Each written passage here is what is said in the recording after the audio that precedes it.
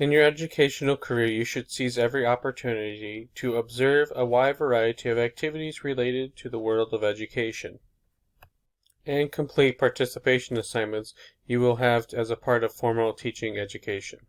Things one should do is volunteer to visit, observe, volunteer in a wide variety of classrooms. Possibly find summer employment that allows you to work with young people and children and spend time bettering and honing your teaching abilities. Informal note-taking. Things you should do. Write down your observations that when you work, or you volunteer, or you observe in classrooms, or, say, teaching Sunday school. When note-taking, entering a classroom, write a brief description of the setting, such as the physical appearance of the room, the number of students, the teaching devices available, and so on. Then systematically describe each thing you observed. The more details you can record, the better. Practice and reflection. Once you've collected your observations of teaching in classrooms or schools, take time to think about them and what you've seen. The most important thing is to take time to reflect on these experiences. Sometimes we get too rushed and we frequently fail to take time to examine our experiences and impressions. Think about what worked well, what didn't work so well, why it didn't work so well, what we could change to make it better, and if it went great, could we change that to make it even better? Educators at all levels have come to realize that learning profits greatly from thinking reflectively about and then writing down what we have seen. Reflective practicing. If you are not required to keep a journal in your teaching program, we strongly recommend that you do start doing that. Even when you start your educational career, journal about it, maybe not every day, maybe just once a week. You think about it, and then write a brief description of how your day went, or how your week went. Also think about the teaching profession, strengths and weaknesses, interest in teaching as a career, excitement, doubts about working in the profession. When you're at work in schools, you will start to notice that teachers in elementary and secondary use journals with their students. Thinking and writing down our thoughts about what we have learned helps us internalize, better understand, and remember what we have learned. Folio and portfolio development. Be very careful about what you discard materials until you've organized the folio and anticipated the needs of various portfolios that you have prepared. A folio is an organized compilation of all the products, records, and accomplishments and testimonies of a teacher and his or her students. Imagine the folio as a large file drawer with different compartments and file folders. Some of the materials included is related directly to you and your background. A portfolio is a special compilation assembled from a folio for a specific occasion or purpose, such as a job interview or application for an outstanding teacher award. The portfolio might also be used by you and your professors throughout your teacher education program to document your performance in meeting state, professional, and institutional standards. Portfolios are required in some states as evidence that you should be granted a professional teacher license. Not every state does this. After the first few years of actual working in classrooms, then you would be able to be granted, after 3 or 5 years, a state teacher license. Before that, you have a interim teacher state license. Some items to keep in your folio is awards given to you, letters of condemnation, newspaper articles, information's elected positions, and committee memberships are examples. Also, student completed assignments, assembled projects, achievement of examinations, and received awards. Your best lesson plans, committee reports, grant proposals, and other products that have resulted from your efforts as being a leader. All teachers must obtain a license before they can legally teach in public schools. Some private schools make you have a teacher's license too. Most states require teacher candidates to pass one or more standardized tests at a specific level to be eligible for the first license to teach. Written examinations are required in many states, and many states require basic skills test. In fact, most institutions require candidates to pass these tests before they are admitted into teacher education programs, such in South Dakota, the PPST, reading, writing, math.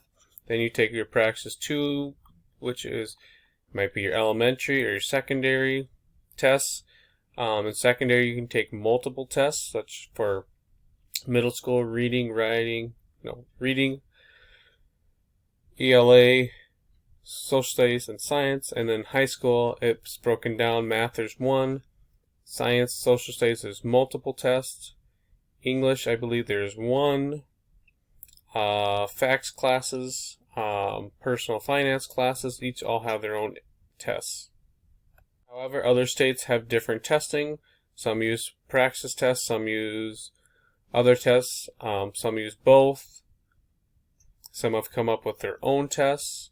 So if you move to a state, find out first what you need to complete before you start applying for positions in that state. When taking these tests, find example problems that replicate the test and practice these tests. It will help you pass these tests because you have to have bare minimum scores, and each test has a different bare minimum score. Teaching candidates should be thinking about employment early in their college career. A helpful annual resource, which is stated in your book, is the Job Searching Handbook for Educators from America Association for Employment and Education.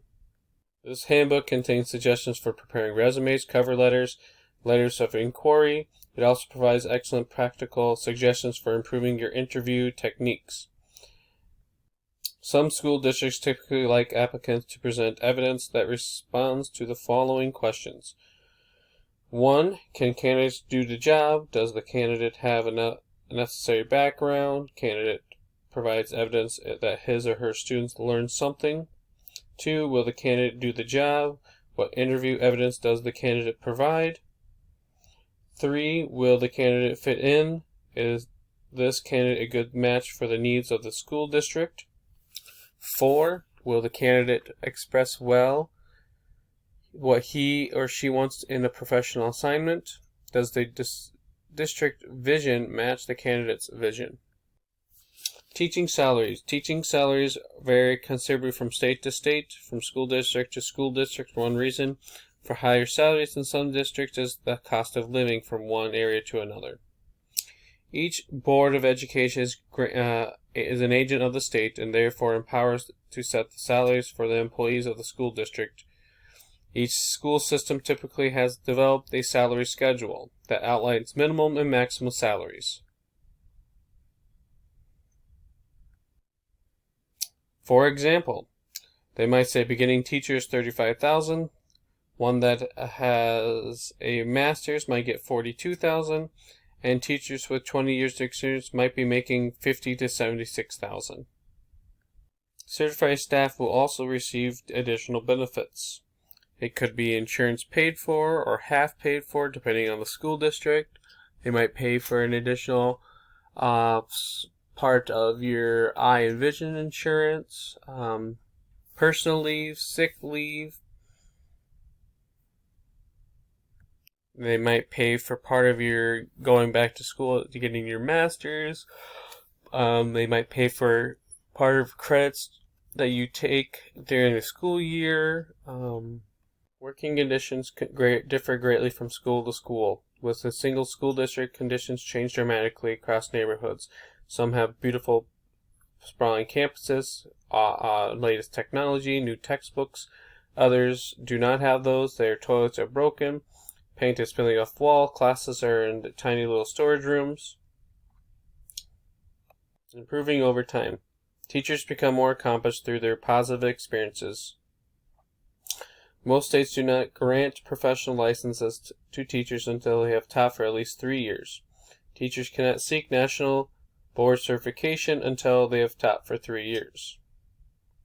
Good professional development programs for teachers, such as induction programs, which provide help for new teachers during the first few years, are also to help retain new teachers. An increasing number of schools have now started mentoring programs. This is a peer mentor system that is designed to facilitate teacher helping teacher. So you have a new teacher with a experienced teacher. Over time, states require teachers to renew their license. A professional license is usually not granted until, like you said, minimum years successfully practice. South Dakota does not do that. Some states require a master's degree. A few require a successful completion of a portfolio with videotapes of teaching that are judged by experienced teachers. To retain a license throughout one's career, continuing professional development activities will be required, such as going back to college, getting a master's, taking classes. South Dakota requires you to take 6 continuing ed credits. Some could be in master level courses. Other are called ECUs,